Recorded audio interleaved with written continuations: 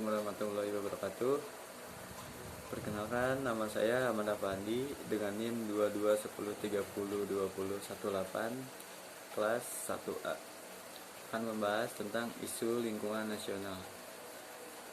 Isu lingkungan nasional yaitu permasalahan lingkungan dan dampak yang ditimbulkan dari permasalahan lingkungan tersebut mengakibatkan dampak dalam skala nasional. Beberapa isu lingkungan nasional yang sering dibicarakan antara lain adalah mengenai pencemaran lingkungan baik di tanah, udara maupun di air, efek rumah kaca, pengundulan hutan, dan sampah.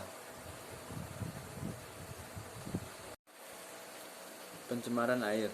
Pencemaran air adalah suatu perubahan keadaan di suatu tempat penampungan air seperti danau, sungai, lautan, dan air tanah akibat aktivitas manusia. Walaupun fenomena alam seperti gunung berapi, badai, gempa bumi, dan lain-lain juga mengakibatkan perubahan yang besar terhadap kualitas air, hal ini tidak dapat dianggap sebagai pencemaran. Sumber pencemaran air yaitu hujan, hujan asam, sulfur dioksida, nitrogen dioksida, dan pencemaran udara, asap knalpot, kendaraan bermotor, asap pabrik, permukaan bumi yaitu bahan kimia, sisa toksik logam berat, minyak radioaktif, pertanian yaitu pestisida, bahan kimia, manusia yaitu sisa bahan cucian, sampah, kuman, bakteri, dan virus. Parit dan sungai, semua pencemaran dari hujan dan permukaan air ke parit lalu ke sungai. Rumah tangga yaitu pipa air berkarat, tangki air, kuman, parasit, dan cacing serangga. Pencemaran udara. Pencemaran udara adalah masuk atau dimasukkannya makhluk hidup, zat energi, dan atau komponen lain ke dalam udara dan atau berubahnya susunan udara oleh kegiatan manusia sehingga mutu udara menurun sampai ke tingkat tertentu yang menyebabkan udara tidak dapat berfungsi lagi sesuai dengan peruntukannya. Terjadi pengurangan maupun penambahan salah satu komponen kimia yang terkandung dalam udara atau perubahan komposisi tersebut di atas yang secara langsung atau tidak mempengaruhi kesehatan, keamanan, dan kenyamanan manusia. Sumber pencemaran udara yaitu transportasi yang meliputi keterangan jumlah kendaraan yang begitu banyak juga mempengaruhi kualitas udara. B. Pembakaran bahan bakar dari sumber tetap. Keterangan terkadang kebakaran bangunan maupun hutan juga menjadi sumber penyebab dari pencemaran udara. Proses induksi atau sumber tetap. Keterangannya yaitu induksi negara maju sangat berpengaruh terhadap pencemaran udara. D.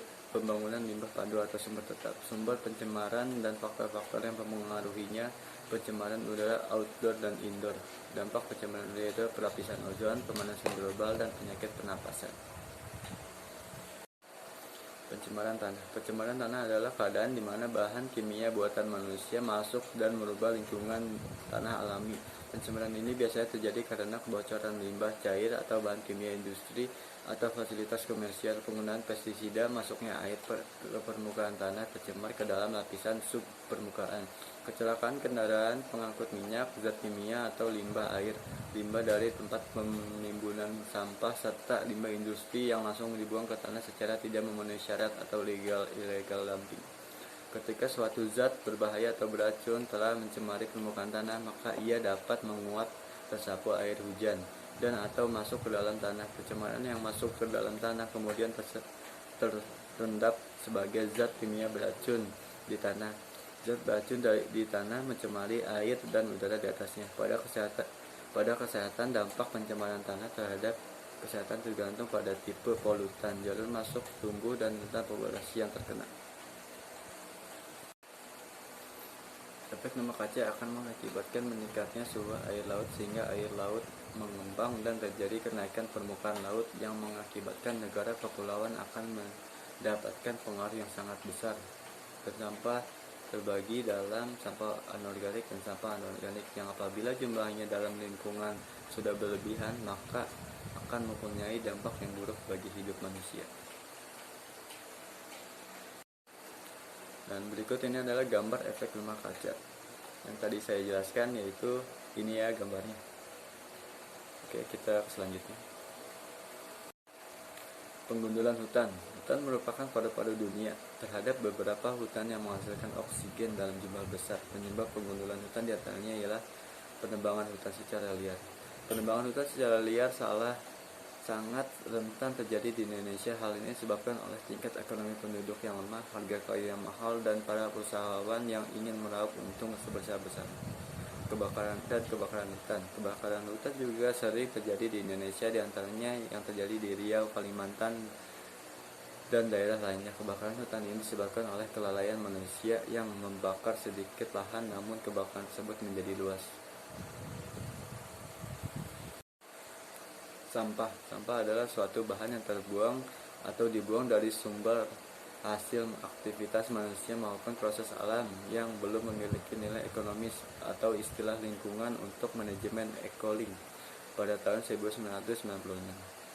Berangkat dari pemandangan tersebut, sehingga sampah dapat dirumuskan sebagai bahan sisa dari kehidupan sehari-hari masyarakat. Sampah yang harus dikelola tersebut meliputi sampah yang dihasilkan dari rumah tangga, kegiatan komersial, fasilitas umum, dan fasilitas sosial. Kegiatan komersial adalah pusat perdagangan, pasar, perkantoran, hotel, restoran, tempat hiburan. Fasilitas sosial yaitu rumah ibadah, asrama, rumah tahanan atau penjara, rumah sakit, klinik. Fasilitas umum yaitu terminal, pelabuhan, bandara, halte kendaraan umum, dan taman jalan. Industri, hasil pembersihan saluran terbuka umum seperti sungai, danau, dan pantai. Sampah padat pada umumnya dapat dibagi menjadi dua bagian, yaitu sampah organik dan sampah anorganik. Sampah organik biasanya disebut sampah basah, dan sampah anorganik disebut sampah kering. Sampah organik terdiri dari bahan-bahan penyusutan tumbuhan dan hewan yang diambil dari alam atau dihasilkan dari kegiatan pertanian, perikanan, atau yang lain. Sampah ini dengan mudah diuraikan dalam proses alami. Sampah rumah tangga sebagian besar merupakan bahan organik, misalnya sampah dari dapur, sisa tepung, sayuran, dan lain-lain. 2. Sampah anorganik. Sampah anorganik berasal dari sumber daya alam tak terburai seperti mineral dan minyak bumi, atau dari proses industri. Beberapa dari bahan ini tidak terdapat di alam, seperti plastik dan aluminium. Sebagai zat anorganik secara keseluruhan tidak dapat diuraikan oleh alam, sedangkan sebagian lainnya hanya dapat diuraikan dalam waktu yang sangat lama. Sampah jenis ini pada tingkat rumah tangga, misalnya berupa botol, tas plastik, dan botol kaleng. Kertas, koran, dan karton merupakan pengecualian berdasarkan asalnya. Kertas, karton, dan karton termasuk sampah organik. Tetapi karena kertas, koran, dan karton dapat didaur ulang seperti sampah anorganik lainnya, misalnya gelas, kaleng, dan plastik, maka dimasukkan ke dalam kelompok sampah anorganik. Kesimpulannya yaitu beberapa isu lingkungan nasional yang sering dibicarakan antara lain adalah mengenai pencemaran lingkungan baik di tanah, udara, maupun efek rumah kaca, penggunaan hutan, dan sampah. Pencemaran air dapat disebabkan oleh adanya hujan asam, pencemaran udara, limbah, industri pertanian, dan juga karena ulah manusia sendiri yang tidak dapat menjaga kelestarian lingkungan. Dampak pencemaran udara yaitu penipisan ozon, pemanasan global atau global warming, penyakit pernapasan misalnya jantung, paru-paru, dan tenggorokan, terganggunya fungsi reproduksi, stres, dan penurunan tingkat produktivitas, kesehatan, dan penurunan kemampuan mental anak-anak, dan penurunan tingkat kecerdasan IQ anak. Ya, berikut adalah presentasi saya. Saya mohon maaf bila ada kurangnya atau banyak ada salahnya. Terima kasih karena sudah mendengarkan presentasi saya dan sudah menonton presentasi saya. Saya pamit undur diri. Assalamualaikum warahmatullahi wabarakatuh. Dadah.